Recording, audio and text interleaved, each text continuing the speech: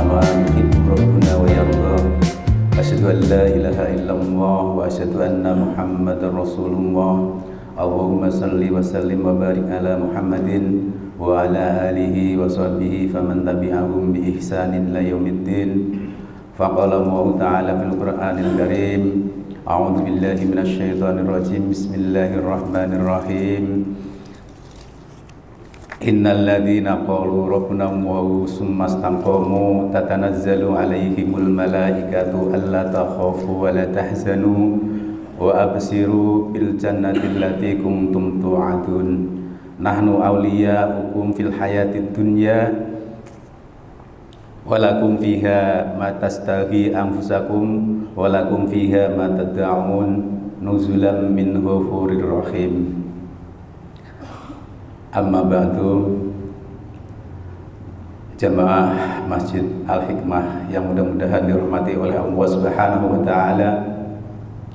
Pada kesempatan ini tema kita yaitu masih melanjutkan hadis-hadis yang terdapat di dalam kitab Riyadhus Shalihin yang sekarang yaitu menginjak ke bab nomor 8 yang berjudul yaitu bab istiqomah.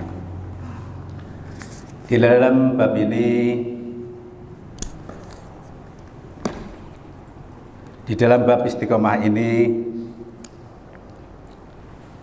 di dalam kitab Jami'ul Ulum wal Hikam, Imam Ibnu Rajab Al-Hambali menjelaskan tentang istiqomah. Istiqomah adalah menempuh jalan yang lurus, yaitu agama yang lurus tanpa menyimpang ke kanan ataupun ke kiri. Yang demikian itu mencakup ketaatan secara menyeluruh baik lahir maupun batin serta meninggalkan segala bentuk larangannya. Untuk mengawali bab ini, di dalam Al-Quran banyak ayat-ayat yang mengenai tentang istiqomah.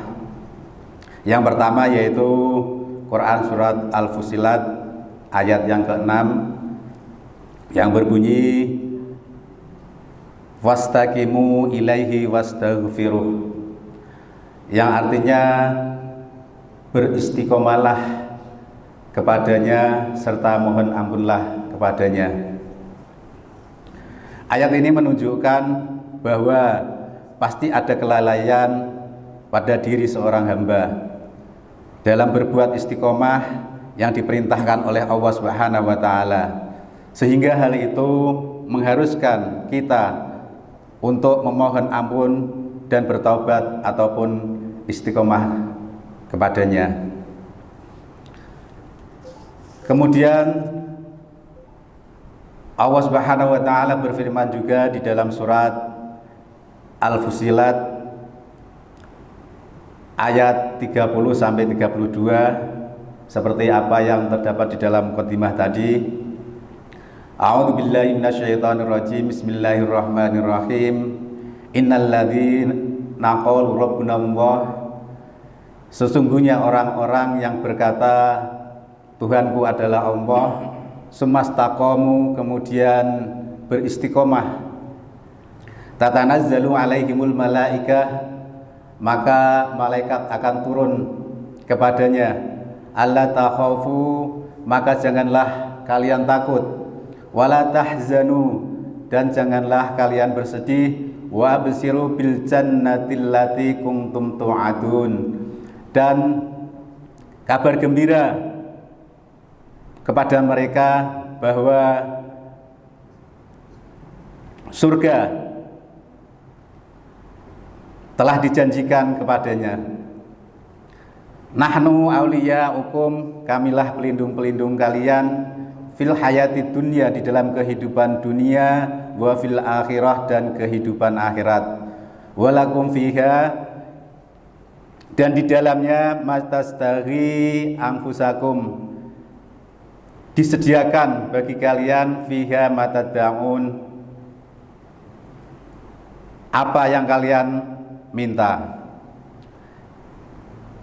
Nuzulan min ghafurir rahim, sebagai penghormatan apa dari yang dari Allah Subhanahu wa taala kepada kita, yaitu sebagai yang Maha Pengampun maupun yang Maha Penyayang. Dari Quran ini, dari surat ini, Allah melalui ayat tersebut yaitu menggambarkan bahwa hamba-hamba yang sudah mengikhlaskan agama mereka, bahwa yang hak adalah bertakwa hanya kepada Allah serta berjalan di atas jalan Rasul yang mulia, tidak menyimpang ke kiri ataupun menyimpang ke kanan. Dengan demikian, para malaikat-malaikatnya pasti menyampaikan kabar gembira kepada mereka supaya tidak takut ketika kematian menjemput, dan supaya tidak bersedih atas apa yang mereka tinggalkan nanti berupa anak, keluarga, dan harta benda. Kemudian mereka diberitahukan tentang lenyapnya keburukan dan tercapainya kebaikan. Ditegaskan pula bahwa kami malaikat-malaikat Allah adalah penjaga kalian kaum mukminin atas perintah Allah dalam kehidupan dunia, dan kami senantiasa menemani hingga kalian masuk ke surga. Juga dijelaskan bahwa di dalam surga itu segala keinginan akan terkabul, dan semua itu menjadi penyegar pandangan kita, termasuk segala sesuatu yang tidak pernah terbesit di dalam benak kita. Kemudian kita menginjak kepada hadis yang pertama mengenai bab istiqomah ini. Diriwayatkan dari Umar, dia berkata, "Qultu ya Rasulullah, qul li fil islami qawlan la as'alu anhu ahad dan ghairak." Qala qul amantu billah summastaqim. Dari Abu Amr, ada juga yang mengatakan lain, yaitu Abu Amroh Sufyan bin Abdullah. Ia menuturkan, aku pernah meminta, wahai Rasulullah, ajarkanlah kepadaku suatu ucapan dalam agama Islam yang aku tidak menanyakan kepada seorang pun selain engkau. Beliau pun menjawab, ucapkanlah, aku beriman kepada Allah, kemudian beristiqomahlah. Dari hadis tersebut terdapat beberapa kandungan. Yang pertama yaitu disunahkan mengajukan suatu permintaan yang di situ tercakup berbagai macam kebaikan. Kemudian bagi orang yang tidak tahu tentang sesuatu, hendaklah menanyakan hal tersebut kepada orang yang lebih mengetahuinya.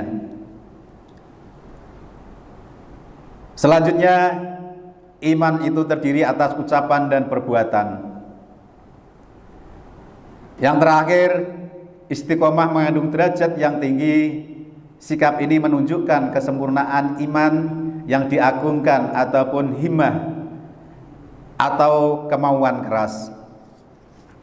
Dari ayat Al-Quran dan hadis di bawah tadi, maka apa yang dianjurkan oleh Allah Subhanahu wa taala kepada kita,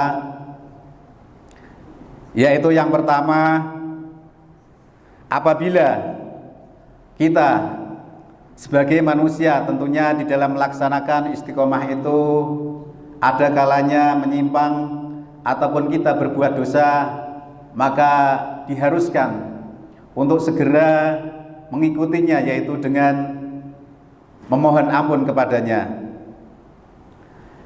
Yang kedua yaitu malaikat-malaikat Allah akan diturunkan kepada kita untuk mengawal kita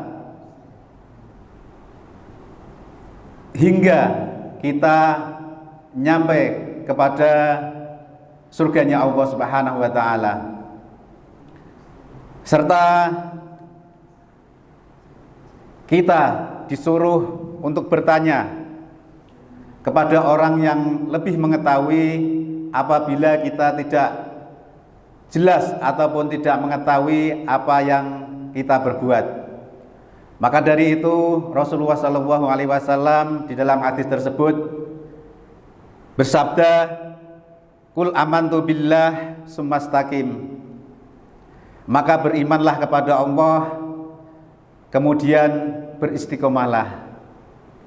Sekali lagi di sini ditekankan bahwa segala sesuatu apabila kita melakukan kesalahan, supaya kita mengikutinya dengan memohon ampun. Ada di dalam hadis juga yang pernah disampaikan di sini juga bahwa apabila kita melaksanakan dosa dan tidak memohon ampun, maka di dalam hati kita akan tumbuh yaitu sebuah titik hitam. Apabila kita melaksanakan dosa lagi, maka titik hitam itu akan bertambah lagi. Lama kelamaan apabila kita tidak memohon ampun, hati kita akan tertutup dengan titik hitam tersebut. Maka disinilah dianjurkan untuk menghilangkan titik hitam tersebut, yaitu dengan melakukan taubat nasuha. Sekiranya ini yang dapat saya sampaikan, mudah-mudahan yang sedikit ini ada manfaatnya, kurang lebihnya mohon maaf di dalam penyampaian. Kita akhiri dengan doa kafaratul majlis. Subhanakallahumma wa bihamdika asyhadu an la ilaha illa anta astaghfiruka wa atubu ilaik. Billahi taufiq wal hidayah. Wassalamualaikum warahmatullahi wabarakatuh.